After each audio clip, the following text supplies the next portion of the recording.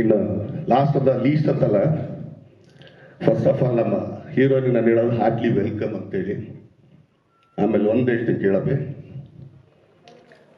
ಇಲ್ಲಿ ನಿಂದು ಮೊದಲನೇ ಸಿನಿಮಾ, ಎರಡನೇ ಸಿನಿಮಾ, ಮುಂದೊಂದು 250 ಸಿನಿಮಾ ಆಗಿರ್ಬೋದು, ನಿಂದು 206ನೇ ಸಿನಿಮಾ ಥರ ಎಲ್ಲರೂ ನೋಡ್ತಾ ಇರ್ತಾರೆ. ಯಾಕಂದ್ರೆ ಅಷ್ಟು ಅವ್ರದ್ದು 200-250 ಸಿನಿಮಾ ಎಕ್ಸ್ಪೀರಿಯನ್ಸ್ ನಿನ್ನ ಹತ್ರ ನೋಡ್ತಾ ಇರ್ತಾರೆ.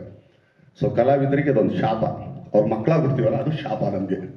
ಆದರೆ ಈ ಸಿನಿಮಾದಲ್ಲಿ ಆ ಶಾಪನ ಹೊರ ಮಾಡಿಕೊಂಡು, ನಾನು ತುಂಬ ಜನಕ್ಕೆ ಕೇಳೋದಲ್ಲ, ಅಂದರೆ ಹೋಗ್ಲೋದೇ ಬಿಡು ಏನೋ ಮೇರ ಇದು ಅಂತ ಅಂದ್ಬಿಟ್ಟು ನಾವೇನು ಹೇಳ್ತೀವಿ, ಸುಮ್ಮನೆ ನಮ್ಮದು ನಮ್ಮೇ ದೊಡ್ಡವಾಗೆಲ್ಲ ಹೇಳ್ತೀವಲ್ಲ, ಖಂಡಿತ ತುಂಬ ಕಮ್ಮಿ ಕಲಾವಿದರು ನಾನು ನೋಡಿರೋದು.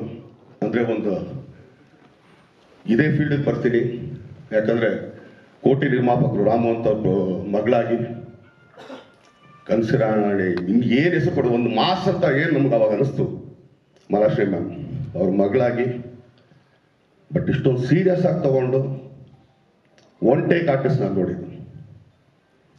ಅವ್ರು ಪ್ರಿಪೇರ್ ಮಾಡ್ಕೋತಿದ್ರು, ಮನೇಲಿ ಏನು ಮಾಡ್ತಿದ್ರು, ದಟ್ಸ್ ನನ್ ಆಫ್ ಆ ಬಿಸ್ನೆಸ್.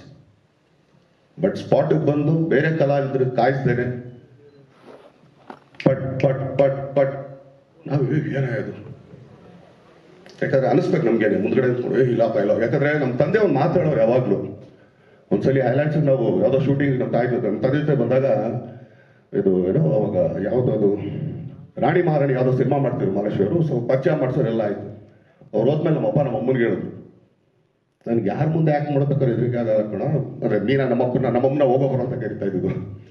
ಸೊ ಬಟ್ ಈ ಅಮ್ಮನ ಮುಂದೆ ಮಾಡ್ಬೇಕಾದ್ರೆ ತುಂಬ ಭಯ ಆಗುತ್ತೆ ನನಗೆ. ಯಾಕಂದರೆ ಯಾವ ಕ್ಯಾಪಲ್ಲಿ ನುಗ್ತಾರೆ ಅಂತ ಗೊತ್ತಿಲ್ಲ ಅಂತ ತುಂಬ ಹೇಳೋರು ಅಂತಂದೆ. ಯಾಕಂದರೆ SP ಭಾರ್ಗವಿ ನೋಡ್ಬೋದು ನೀವು. ಸೊ ಆ ಥರ ಅಂಥ ಕಲಾವಿದೆ ಮಗಳಾಗಿ ಅವ್ರು ಆರಾಮಾಗೆ ಬರ್ಬೋದಾಗಿತ್ತು, ಏನು ಪ್ರಾಬ್ಲಮ್ ಇರಲಿಲ್ಲ. But prepare ಆದ್ರಲ್ಲ. ಸೊ ಅದಕ್ಕೆ ಹೇಳೋದು, ಪ್ರಿಪ್ರೇಷನ್ ಮಸ್ಟ್ ಆ್ಯಂಡ್ ಶುಡ್. ಯಾರನ್ನಾಗಲಿ, ಅವ್ನು ದೊಡ್ಡ ಕಲಾವಿದನ ಮಗನೇ ಆಗಲಿ, ಹೊಸಬನೇ ಆಗಲಿ, ಚಿತ್ರರಂಗನ ತಿಳ್ಕೊಂಡು ಅರ್ಥಕೊಂಡು ಬರೋವಂಥದ್ದು. ಸೊ ಆರಾಧನಾ ಅವ್ರಿಗೆ heartly welcome, God bless you ಅಂತ ಹೇಳ್ತಾ